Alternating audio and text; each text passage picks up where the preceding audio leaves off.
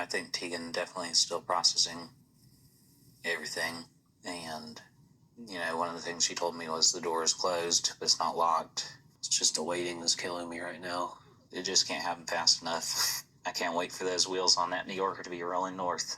Hi, it's Leslie. We're talking about Welcome to Plathville. That's right. Ethan is now in the waiting game, waiting for Tegan to respond, or I guess give him the go-ahead. I guess he doesn't even need to go ahead. He's just going to fly on up there and see if he can get it to fly with Tegan. But the door is closed, but not locked. So I guess that kind of means there's a chance. And it sounds like she obviously does not have a boyfriend or a significant other or something that would keep her from freaking locking that door on him. Because I wish she would, because Ethan would be so much better than without this chick. She is bad news, bad news. But I get it.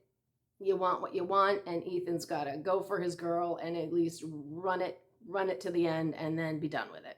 And I'd actually forgotten that she's a mom. Like, she has a kid.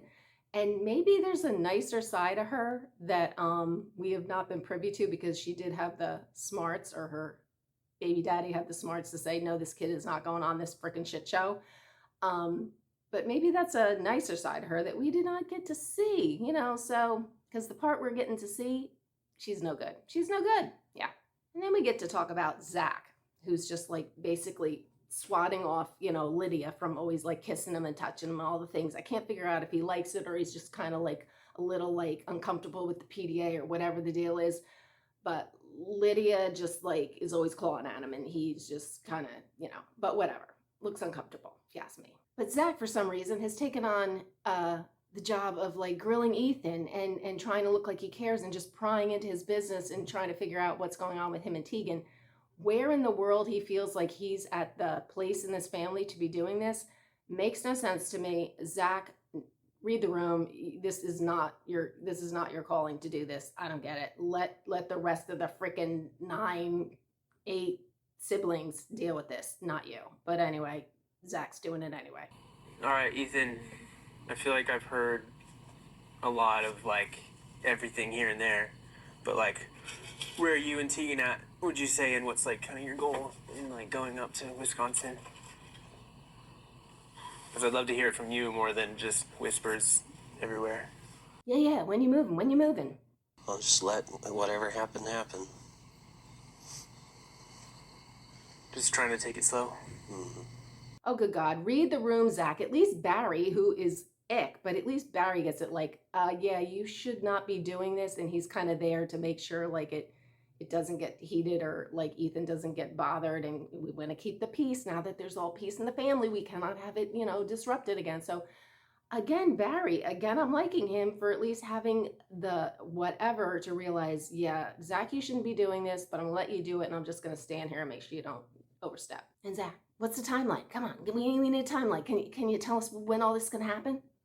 Oh, good God, Zach. It's very different than my brothers and what I'm used to. Zach is going a lot deeper than Mike and Isaac would, and I'm not even nearly as close to him or know him very well. Yeah, Zach, it's not you. Barry gets it. He'll figure that out. He's just gonna give it a good go, okay? Yeah, Barry kind of diffusing, trying to like wrap the conversation. Wrap it up. Let's just move on. Come on. This was an interesting little tidbit. I guess Ethan is still legally married to good old Olivia. Good God, you'd think they had more than a pot to piss in. How could it take this long? Because they have nothing. It should have been lickety-split. They could have filed online, but no. It's still with the lawyers. Still not legally divorced. I had a phone call with my attorney because that, unfortunately, is still grinding on with my ex. It's extremely important to Tegan that I be divorced. It's extremely important to me as well.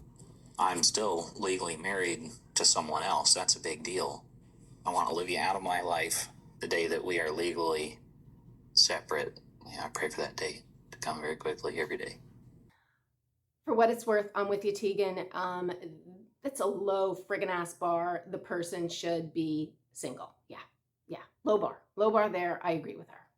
But oh, good God, Ethan and Isaac meet up, and Ethan kind of clues Isaac in that, yes, he asked Tegan, which makes absolutely no sense. Like, you're just trying to rekindle. Why in the world would you bring her into a family situation, which usually is stressful and all that shit? Why? Have alone time, not with the family. But yes, he asked Tegan to go to Montana to visit Mariah. Isaac looked less than thrilled. Well, you know, I asked Tegan to come to Montana. She is coming. Oh, she is? I didn't know that. Yeah, you can tell Isaac is not a fan of her either. I think they just see like Veronica. I don't know. They just, both of them, awful, awful. But Ethan, once you get that in your brain, we all know it. You have to just like, you got to just like play it out. You got to go do what you got to do. I'm trying not to get my hopes up too much. Yeah, Isaac is being the supportive brother. Just kind of, yeah, he's going to have to deal, and he gets it. It's just one of those things you got to do. So you don't want to have that question in the back of your head. If you could have made it work, I guess. Yep. But again, for some reason, Zach circled around and is now grilling Ethan again. And it comes out that I guess Ethan had given Tegan some money. And that's like harmless. If you're in a relationship and you want to help her out, that's props to him. He can do whatever he wants. And now trying to use that against him, like he got taken advantage of. Zach, you weren't even around for this shit. So I think, you know, awful. Zach is getting annoying. Getting very annoying. But I guess time will tell if Tegan gives Ethan another chance. I hope to God she does not and is just like sick of him. There certainly was not like the big lust factor of not seeing someone after 3 months of being like, oh my God, we'll deal with the other later. And let's just like, no, there was none of that. There was certainly not from her showing up in her freaking pajamas. But anyway, so we will see if things happen when they go to Montana. But anyway, I follow this nonsense every week. So if you want to follow along, please subscribe, hit the notification bell, and I will see you next week.